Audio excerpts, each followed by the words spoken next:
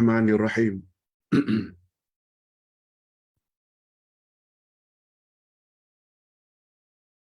Alhamdulillah nahmaduhu wa nasta'inuhu wa nastaghfiruh wa na'udzu billahi min shururi anfusina wa min sayyiati a'malina. Man yahdihillahu fala mudilla lahu wa man yudlil fala hadiya lahu. Asyhadu an la ilaha illallah wahdahu la syarika lah wa asyhadu anna Muhammadan abduhu wa rasuluh la nabiyya ba'dah. Allahumma salli wa sallim ala nabiyyina Muhammad wa ala alihi wa sahbihi ajma'in, amma ba'd.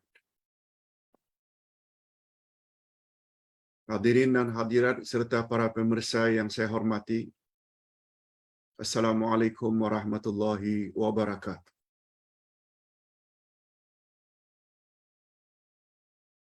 Alhamdulillah, kita bersyukur kehadirat Allah Azza wa Jalla.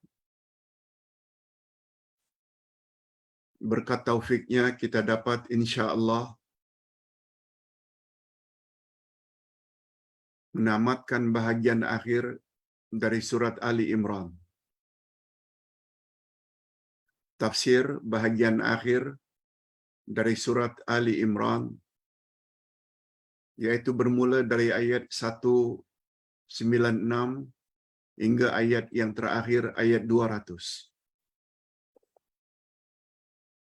Dan insya-Allah jika panjang umur, minggu hadapan, hari Isnin,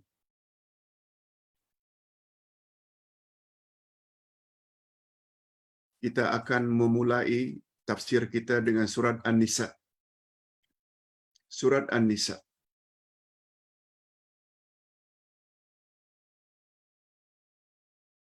Hanya saja pada hari ini kuliah kita pendek saja, paling lama 1 jam. Tidak ada soal jawab. Dan kita akhiri dengan doa saja. Sebab Ustaz perlu pergi ke suatu tempat karena ada hajat yang perlu Ustaz penuhi, yaitu menghadiri akikah cucu dari sahabat dekat Ustaz.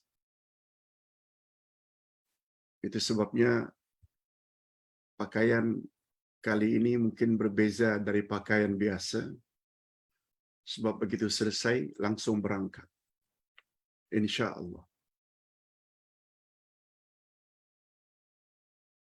Cuma Ustaz pesan, walaupun ceramah hanya 1 jam, sebenarnya pagi tadi Ustaz ada kuliah subuh di suatu masjid yang berdekatan. Sila dengar dengan baik kuliah subuh pagi tadi. Insya-Allah tim akan masukkan dalam grup. Semoga ada manfaatnya. Baik.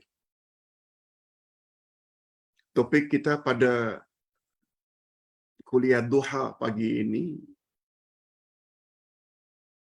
adalah kesenangan sementara bagi orang-orang kafir dan kebahagiaan yang abadi untuk orang-orang yang beriman. Itu topiknya. Ustaz ulang, tajuk pada pagi ini, kesenangan yang sementara bagi orang-orang kafir di atas muka bumi,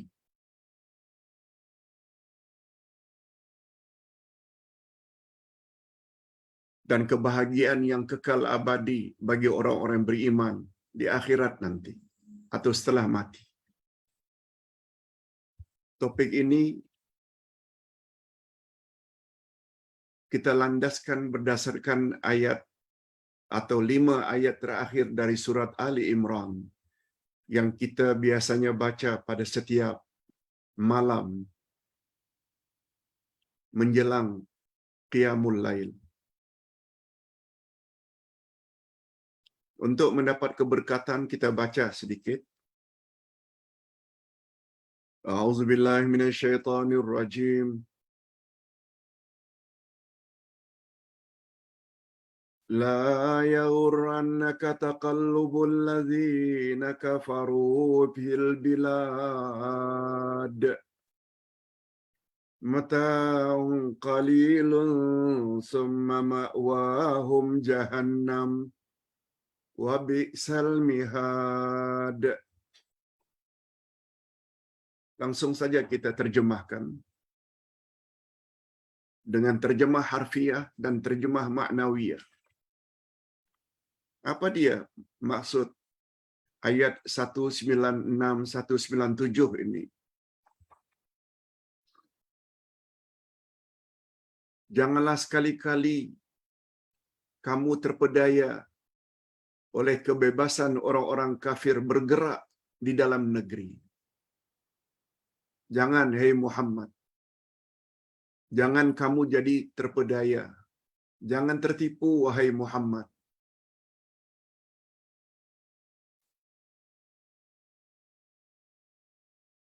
Dengan kebebasan yang dimiliki oleh orang-orang kafir. Maksud di sini, orang kafir Mekah.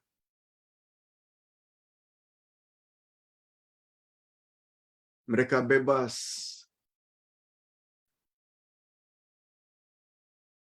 menggembala binatang, onta, kambing. Mereka bebas mengadakan perniagaan kemana saja pergi. Sebagaimana yang digambarkan oleh surat Quraisy. Rihlatash syita'i was-saif. Mengadakan perjalanan dagang pada musim panas dan musim sejuk. Lalu mendapat keuntungan yang banyak. Hidup mewah. Lalu Nabi Muhammad sallallahu alaihi wasallam diperingatkan oleh Allah, la yaghurrannaka taqallubul ladzina kafaru fil bilad. Mata'un qalilun summa ma'wahum jahannam wa bi'sal masir. Itu hanyalah kesenangan yang sementara sifatnya. Kemudian tempat tinggal mereka ia adalah Jahannam. Dan Jahannam itu adalah tempat yang seburuk-buruknya.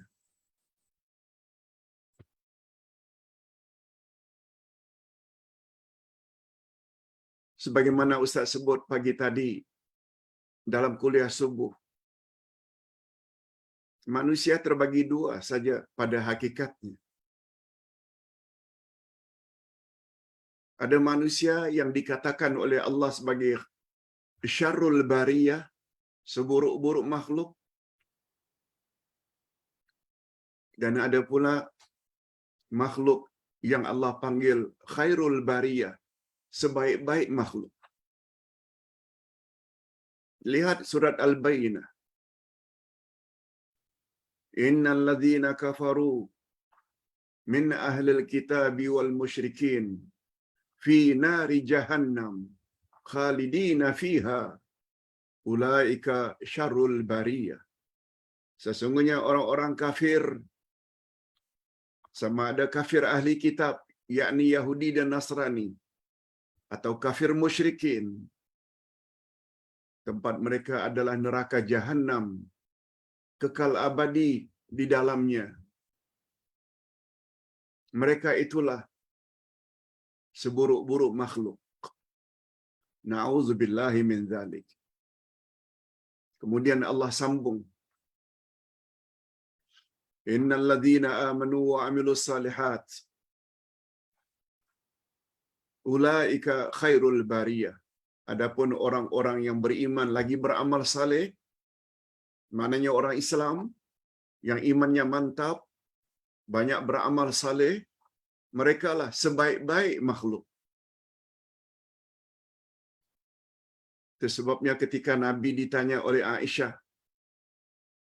Tuhan pernah mengatakan bahawa ada manusia yang lebih mulia dari para malaikat.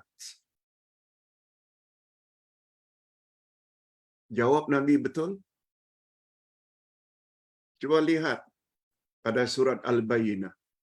Allah menyebut, sesungguhnya orang-orang yang beriman lagi beramal saleh, merekalah sebaik-baik makhluk.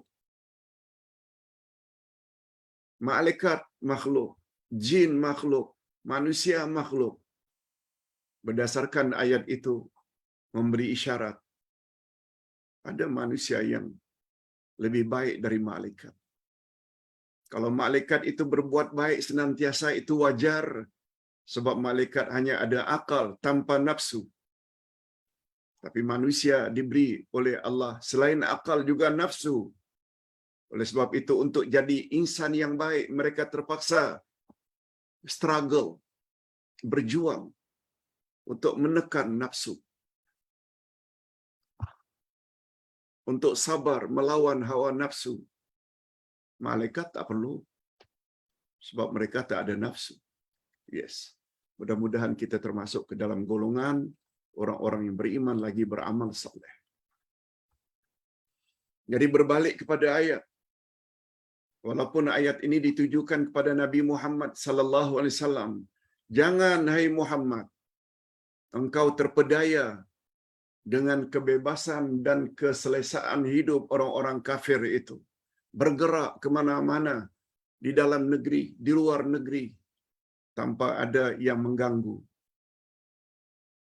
Itu hanya kesenangan yang sedikit. Tapi tempat mereka adalah neraka Jahannam. Na'udzubillahi min dzalik.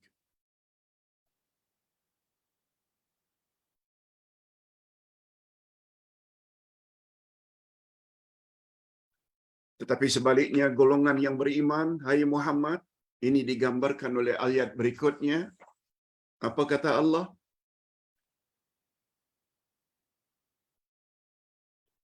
Lakinil ladzina taqaw rabbahum lahum jannatun tajri min tahtihal anhar khalidina fiha nuzulam min indillah wa ma indallahi khairul lil abrar.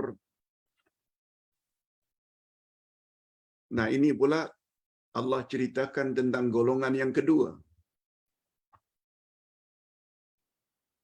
Akan tetapi orang-orang yang bertakwa kepada Tuhannya, bagi mereka syurga yang mengalir sungai-sungai di dalamnya, sedang mereka kekal di dalamnya sebagai tempat tinggal anugerah dari sisi Allah. Dan apa yang ada di sisi Allah adalah lebih baik bagi orang-orang yang berbakti. Khairul lil abrar. Allahumma ja'alna minhum. Mudah-mudahan kita termasuk ke dalam golongan ini. Siapa mereka? Orang-orang yang bertakwa. Lilladzina taqaw. Siapa yang bertakwa? Rabbahum, pada Tuhan mereka. Lahum jannatun tajri, bagi mereka syurga. Syurga yang mengalir di bawahnya sungai-sungai, kekal abadi mereka di dalamnya. Sebagai satu anugerah ilahi. Dan segala yang ada di sisi Allah itu adalah lebih baik bagi orang-orang yang abrar. Khairul lil abrar. Dalam ayat ini Allah Subhanahu wa taala menjelaskan pula tentang nasib orang-orang yang beriman, tentang nasib orang-orang yang bertakwa kepada Allah. Apa makna takwa? Semua kita tahu definisi takwa yang padat, ringkas, tapi padat maknanya. Sebagaimana definisi takwa menurut Sayyidina Ali radhiyallahu anhu.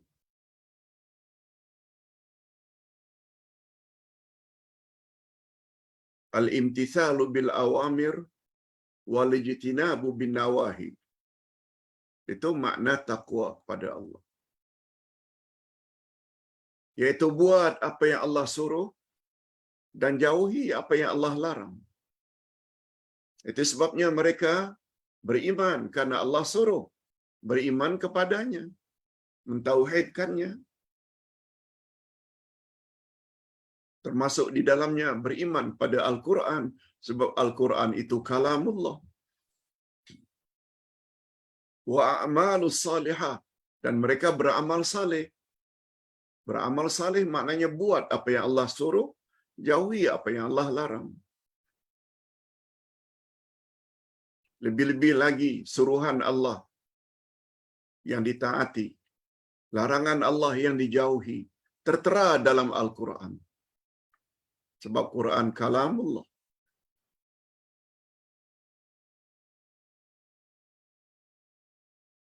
Apa yang mereka akan dapat? Lahum jannatun tajri min tahtihal anhar. Mereka akan dapat syurga yang mengalir di bawahnya sungai-sungai.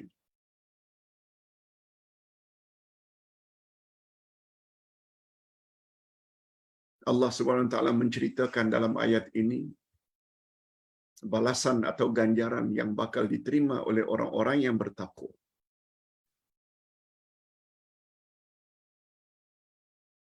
Sifat takwa sukar untuk diperolehi andai kata manusia tidak jadikan Quran sebagai pedoman. Andai kata manusia tidak mau jadikan Nabi Muhammad sebagai contoh teladan. Ustaz buktikan. Perkara penting itu disebut oleh Allah pada awal Al-Quran lagi. Zalikal kitabul la raiba fi hudal lil muttaqin. Inilah kitab Quran, tidak ada sedikit pun keraguan di dalamnya. Pedoman bagi orang-orang yang bertakwa. Pedoman bagi orang yang bertakwa. Macam mana nak mencapai derajat takwa? Andai kata Quran tidak dijadikan pedoman. Macam mana mau dijadikan Quran sebagai pedoman? Andai kata baca Quran yang dipentingkan hanya tajwid dan tarannum, tapi tidak belajar untuk memahami Quran, tak belajar ilmu tafsir, tak belajar ilmu tadabbur. Susah.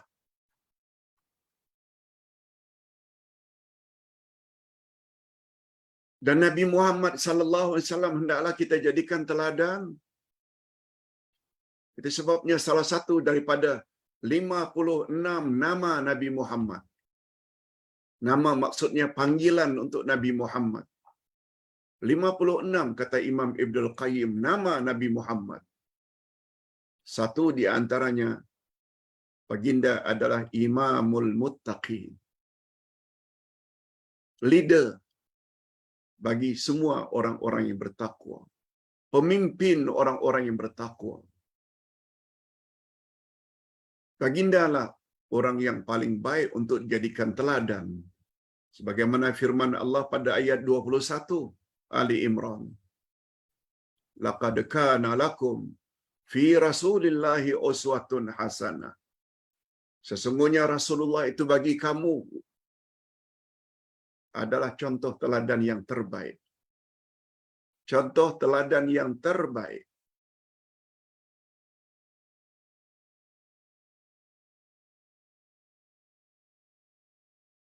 Kita hendaklah memperbanyak selawat ke atas Nabi. Selawat maknanya berdoa. Allah agar Allah beri kesejahteraan pada baginda. Allahumma salli ala Muhammad wa ala ali Muhammad. Setiap hari. Jangan hanya bila datang bulan Rabiul Awal, lebih-lebih lagi 12 Rabiul Awal, oh selawat siang malam. Setelah itu berhenti. No. Nabi Muhammad hendaklah jadikan teladan dalam hidup setiap hari. Tak masuk tandas, masuk dengan kaki kiri, baca doanya. Allahumma inni a'udzubika minal khubuthi wal khaba'ith. ketika keluar tandas, keluar dengan kaki kanan dan baca, ada doa. Alhamdulillahilladzi azhaba 'annil adza wa 'afani. Akan makan, pastikan dengan tangan kanan, baca bismillah. Nak masuk masjid, apa doanya? Dengan kaki mana kita masuk? Bila keluar, doa mana yang kita patut baca dan kaki mana yang kita dahulukan? Itu namanya jadikan Nabi Muhammad sebagai contoh teladan. Bukan hanya dalam bulan Ramadan saja setiap tahun. No. Bersalawatlah ke atas Nabi setiap hari. Lebih-lebih lagi pada hari Jumaat. Perbanyakkan. Yes. Orang beriman macam itu.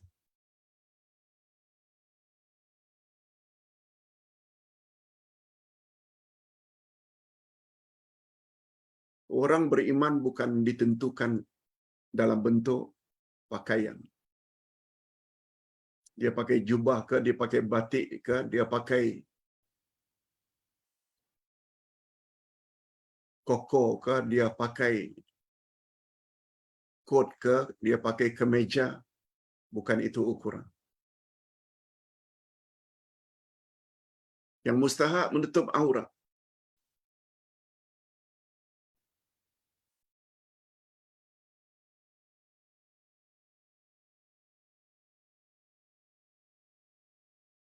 Rasulullah sallallahu alaihi wasallam bersabda dalam hadis sahih riwayat Imam Muslim, "Innallaha la yanzuru ila suwarikum wa amwalikum." Allah tidak lihat pada rupamu. Juga Allah tidak lihat pada hartamu. Walakinnallaha yanzuru ila qulubikum wa a'malikum. Tapi yang Allah lihat adalah pada hatimu, yaitu iman, ikhlas, tawakal, sabar, cinta kepada Allah. Itu dalaman. Tetapi Allah lihat kamu pada diri, pada hatimu dan amal kamu. Amal maknanya buat suruhan Allah dan jauhi larangan Allah. Oleh sebab itu, kalau ditakdirkan oleh Allah, hidungnya pesek macam Ustaz.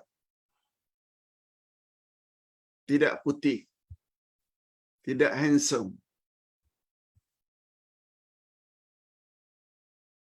Jangan sedih. Sebab Allah tak lihat ini semua.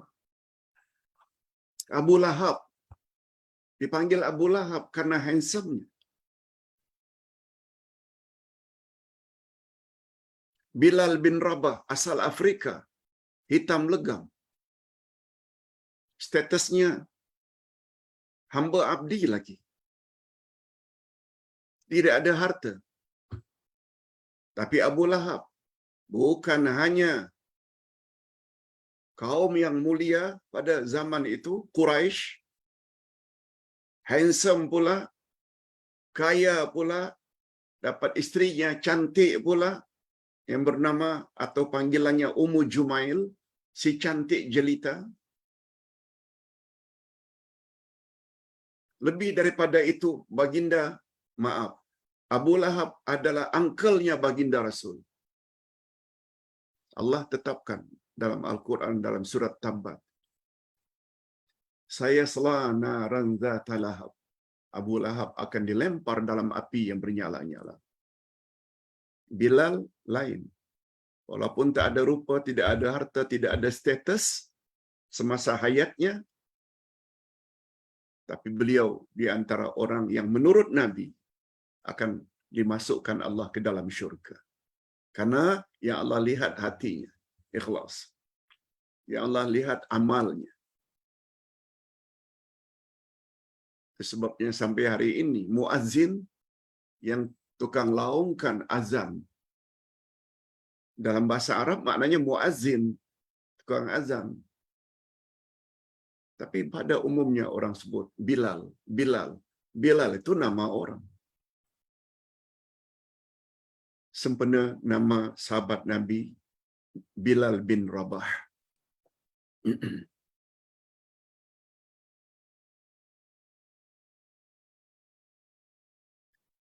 Kemudian pada penghujung ayat Allah Subhanahu wa taala berfirman, khairul lil abrar wa ma indallahi khairul lil abrar. Apa yang ada di sisi Allah itu adalah lebih baik bagi abrar. Abrar itu adalah jamak daripada bir. Bir itu kebaikan.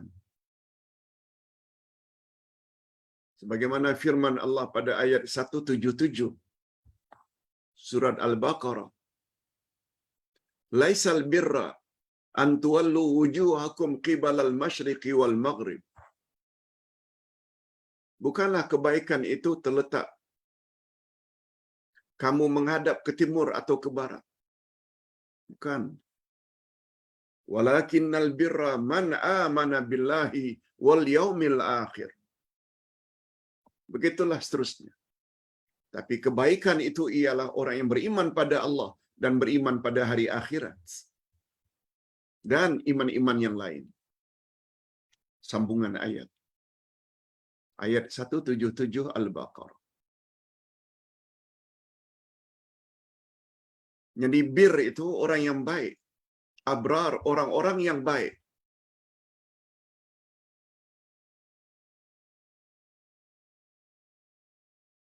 Lalu Allah Subhanahu wa taala, lalu Nabi Muhammad sallallahu alaihi wasallam pernah sebut definisi abrar. Dengar baik-baik siapa itu abrar. Yang layak mendapat ganjaran berlipat ganda dari sisi Allah nanti di akhirat. Apa kata Nabi? Ini dia. Innama summul abrar. Mereka dinamakan abrar, orang yang baik-baik. Karena mereka li'annahum barrul aba wal abna. Karena mereka bersikap baik pada ibu bapa dan juga baik kepada anak cucu. Birrul aba wa birrul abna. Sebabnya kita jangan batasi baik pada mak bapak saja. Kita juga mesti berbuat baik pada anak-anak, cucu-cucu. Kama anna liwalidaika 'alaika haqqa, sebagaimana ibu bapakmu ada hak yang mesti kau tunaikan, kaza liwaladika 'alaika haqqa, demikian juga anak-anakmu dia ada hak yang mesti kamu tunaikan.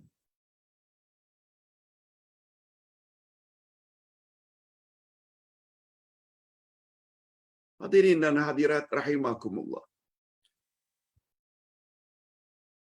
Ada setengah orang yang hanya baik dengan anak-anak saja, tapi tidak baik pada ibu bapa. Itu bukan abrar. Ada juga setengah orang baik dengan ibu bapa, tapi kasar bengis kepada anak-anak. Itu bukan abrar. Itu sebabnya ada satu kisah.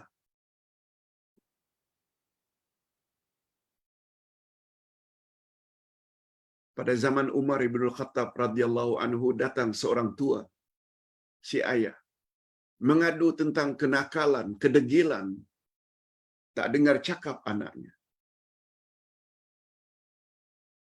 Anaknya degil. Umar suruh si bapa tadi balik dan jumpa balik menghadap Amirul Mukminin Umar ibn Khattab keesokan harinya.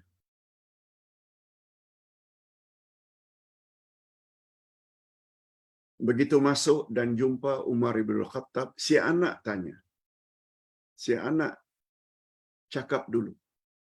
Barangkali dia perasan yang bapaknya telah cerita kepada Umar tentang kedegilannya. Apa kata si anak? Ya Amirul Mukminin, selain ayah ada hak yang mesti anak saya tunaikan. pada ayah. Apakah dalam Islam juga ada hak anak yang mesti ditunaikan oleh ayah? Satu pertanyaan baik. Lalu Umar jawab, ada. Selain ayahmu ada hak yang mesti kau tunaikan, kau juga ada hak yang mesti ayahmu tunaikan. Dan ini didengar oleh si bapa. Si anak tanya lagi, boleh tak ya Amirul Mukminin tuan beritahu apa dia hak-hak anak yang mesti ditunaikan oleh si bapa? Kata Umar, ayyu'allimahu. Maaf. Jawab Umar,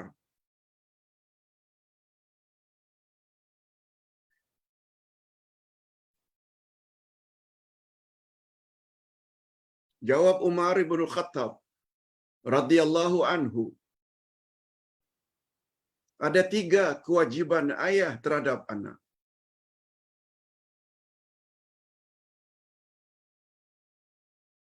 Yang pertama sekali, si bapa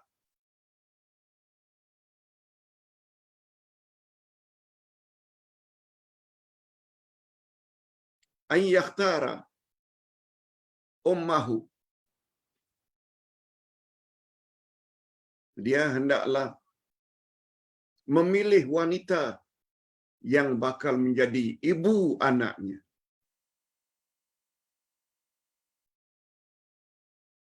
Dia hendaklah memilih ibu anak-anaknya dengan pilihan yang baik. An yakhtara ummah.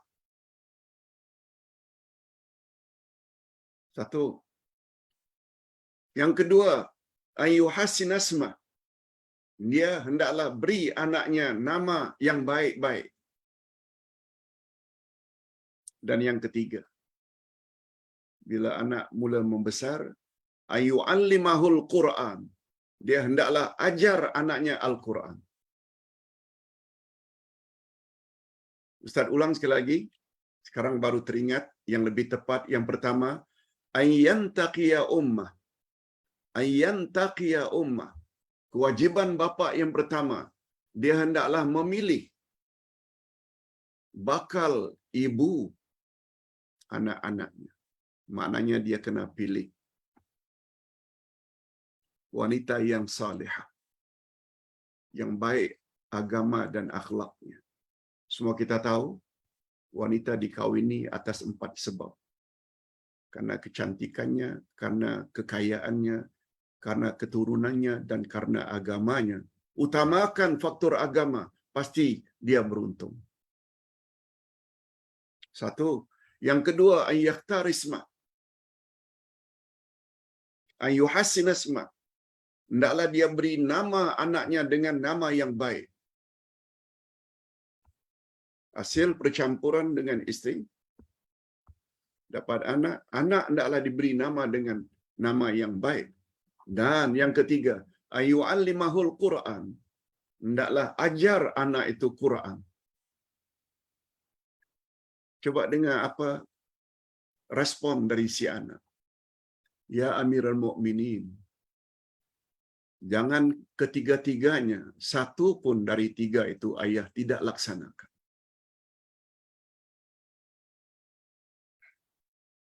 Ayah dulu kawin dengan ibu saya. Ibu saya seorang majusia, penyembah api.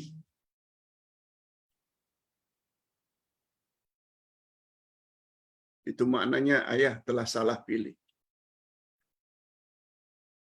Kemudian setelah saya lahir, saya dipanggil dengan atau diberi nama dengan khuyala. Apa makna khuyal? Khuyala maknanya kumbang kelapa. Kelapa kan ada kumbang. Kumbang kelapa itu Bahasa Arabnya khuyala. Itu nama saya. Yang ketiga, ayah tidak ajar saya Al-Quran. Cukuplah ini sebagai pertimbangan kita. Apa komen Umar ibn Khattab setelah mendapat penjelasan itu dari anaknya? Sambil menghadap kepada si bapa. Si bapa.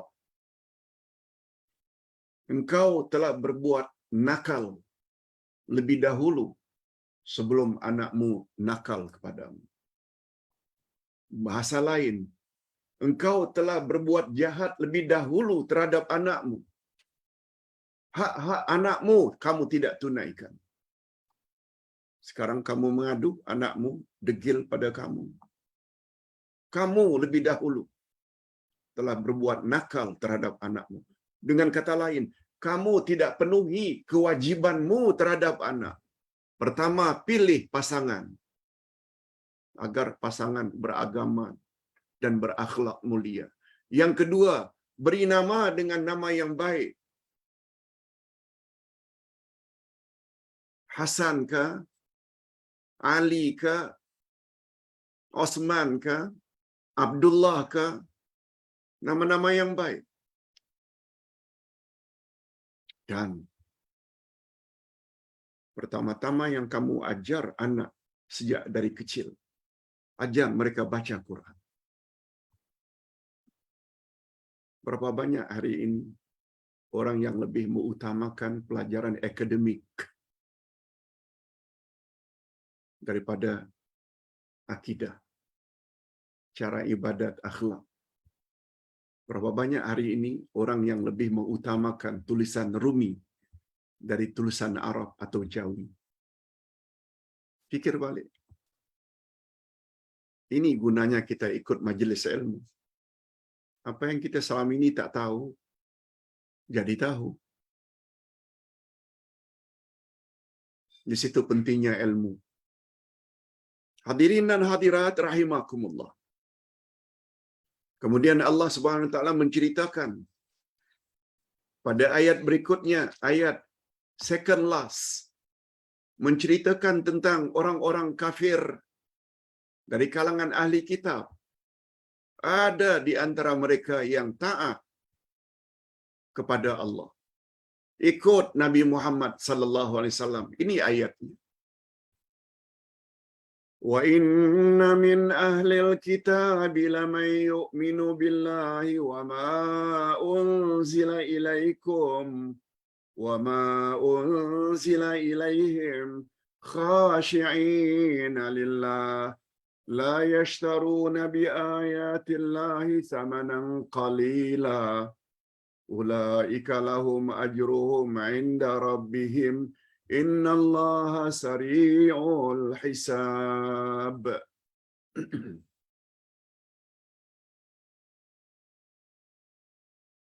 Coba dengar dulu terjemahan.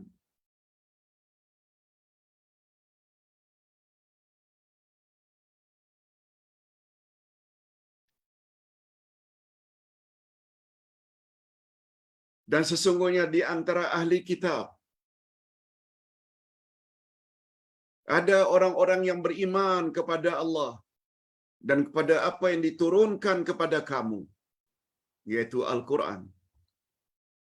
Ahli kitab, Yahudi ke, Nasrani ke, ada di kalangan mereka yang beriman pada Allah, beriman kepada kitab yang diturunkan kepadamu, yaitu Al-Quran, dan mereka juga beriman pada kitab-kitab yang diturunkan kepada rasul-rasul sebelum kamu, Taurat, Injil.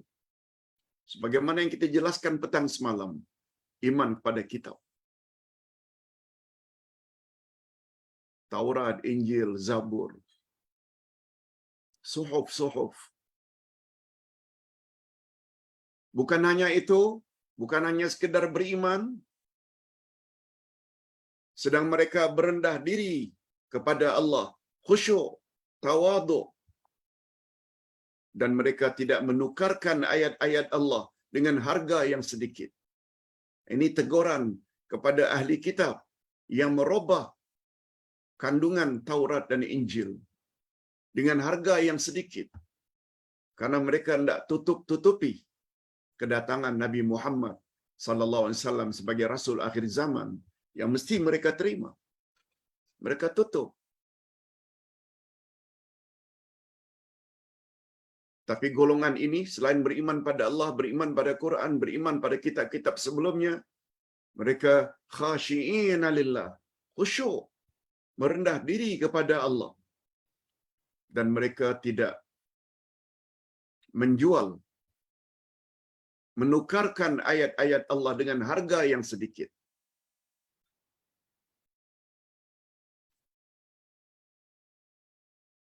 Mereka cuba sembunyikan, tidak mau memeluk Islam. Apa kata Allah untuk golongan ini? Ulaika lahum ajruhum inda rabbihim. Mereka akan mendapat ganjaran yang besar dari sisi Allah.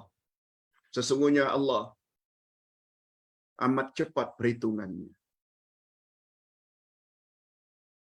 Jadi di antara ciri-ciri golongan ini, mereka beriman pada Allah dan beriman dengan iman yang sebenarnya. Mereka memeluk Islam. Yang kedua, mereka beriman secara terperinci terhadap Al-Quran dan beriman secara global apa yang terdapat di dalam kitab-kitab sebelumnya. Kita umat Muhammad mesti percaya adanya Taurat, adanya Injil yang pernah diturunkan kepada Nabi Musa dan Nabi Isa. Dan kita tak perlu jadikan Taurat dan Injil sebagai pedoman dengan turunnya Al-Quran. Sebabnya Quran dipanggil muhaimin, standard, kayu pengukur kebenaran. Ikut Quran saja. Apalagi Taurat dan Injil hari ini sudah tidak ada yang ori. Tak ada yang original. Semuanya palsu. Ikut Quran.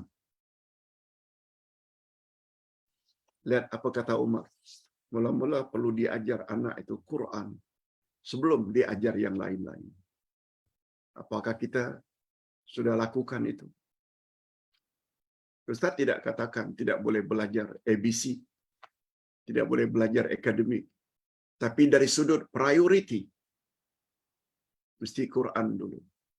Mesti agama dulu sebelum akademik. Sebab ilmu-ilmu itu semua nanti akan menolong untuk anak mendapat hasil yang cemerlang ketika ditanya oleh Munkar wa Nakir. Munkar wa Nakir bukan tanya akademik.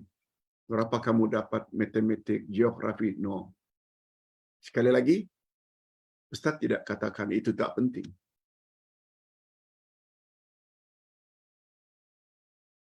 Allah juga tidak tanya, Munkar wa Nakir juga tidak tanya sampai di mana kefasihanmu dalam berbahasa Inggris, BM.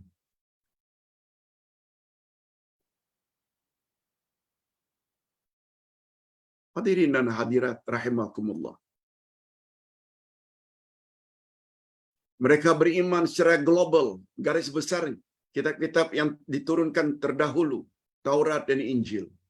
Mereka merendah diri dan khusyuk kepada Allah sebagai bukti keimanan mereka yang sahih. Yang kelima, mereka tidak akan membeli kesenangan hidup di dunia dengan ayat-ayat Allah. Mereka tidak akan jual ayat-ayat Allah.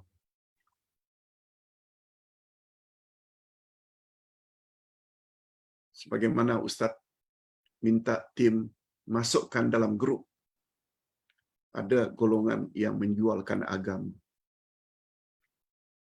yaitu ceramah Dr. Maza. Dengar baik-baik. Yang beria-ia sangat dengan capal Rasulullah, beria-ia sangat dengan rambut Rasulullah. Apakah betul itu rambut Rasulullah? Apakah itu dengan mengagung-agungkan capal Rasulullah itu akan menolong kita di akhirat nanti? Jangan.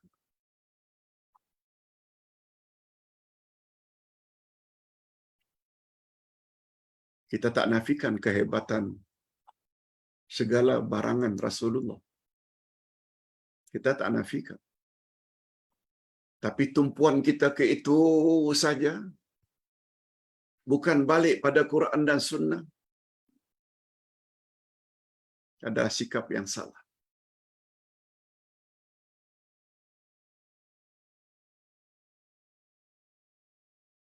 Rasulullah tidak sebut,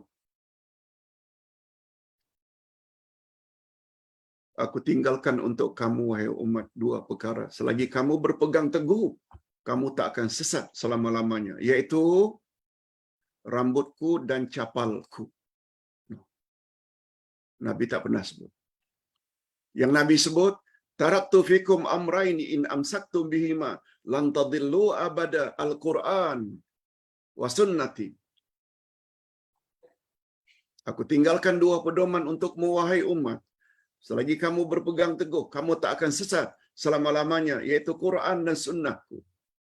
Quran dan sunnahku, bukan rambutku dan capalku. Faham-faham sedikitlah, hei orang awam. Jangan terpedaya dengan orang yang jual agama dengan cara begitu. Na'udzubillahi min dzalik. Nah, kita sampai ke ayat yang terakhir. Kita sampai ke ayat yang terakhir.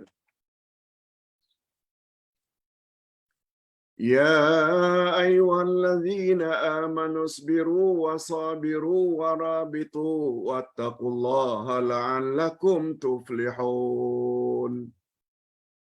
Hei orang-orang yang beriman, bersabarlah kamu dan kuatkanlah kesabaranmu, yakni istiqamah dalam sabar. Dan berwaspadalah kamu, bersiap siagalah kamu di perbatasan negerimu, dan bertakwalah kepada Allah supaya kamu beruntung. La'allakum tuflihun. Ayat ini dengan mudah dapat difahami. Ingin jadi orang yang beruntung, dalam ayat ini perlu ada 4 sifat. Pertama, sabar. Yang ketiga, musabarah. Dan yang ketiga, murabatah. Yang keempat, taqwa Allah. Mudah-mudahan dengan memiliki 4 sifat itu, kamu akan beruntung dunia, alam kubur, alam akhirat. Apa makna sabar? Menahan diri. Ada berapa macam sabar? Ada 3 macam sabar. Sabar dalam melaksanakan perintah Allah, sabar menjauhi larangan-larangan Allah, dan sabar terhadap ujian Allah yang menyayat hati. Itu sabar. Musabarah maknanya dari kata sabar juga, tapi musabarah membawa makna istiqamahlah dengan sifat sabarmu itu. Berterus-terusan. Sabar dalam mengikuti majlis ilmu seperti ini. Walaupun di sana sini kadang-kadang mendapat sindiran, sabar. Mudah-mudahan mendapat manfaat.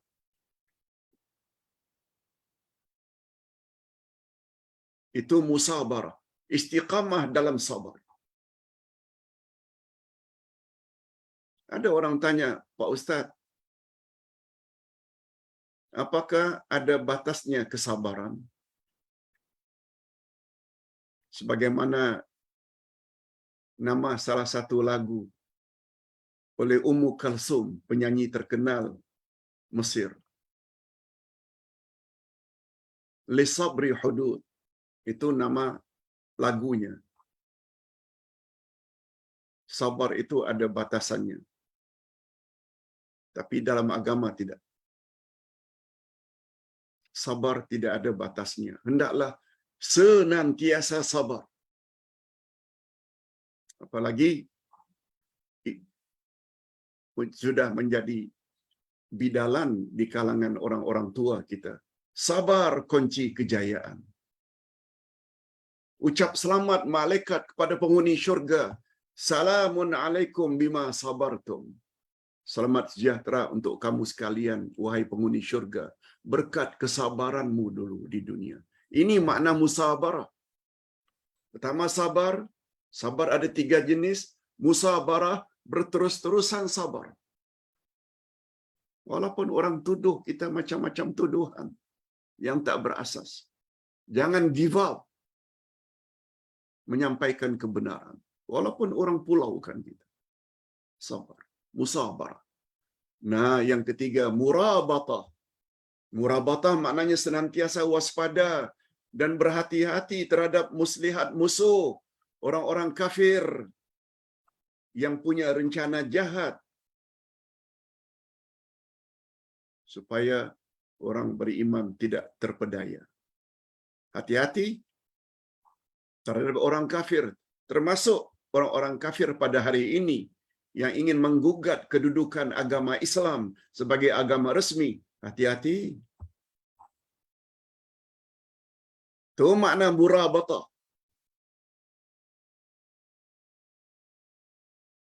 Kita tahu ada orang kafir yang berniat baik, tapi tidak jarang orang-orang kafir yang ingin memojokkan, menyudutkan agama Islam.